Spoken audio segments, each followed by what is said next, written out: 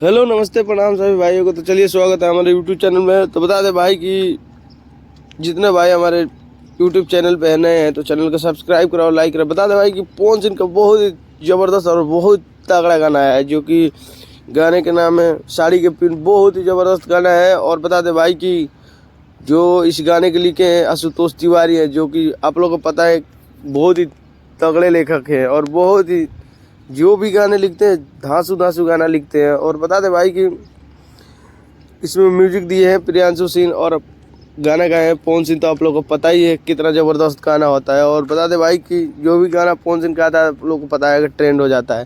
तो ये गाना भी आते ही ट्रेंड हो गया और बहुत ही ज़बरदस्त इंजॉय हो रहा है, जो कि हर एक बीट पे इतना इंजॉय हो रहा है।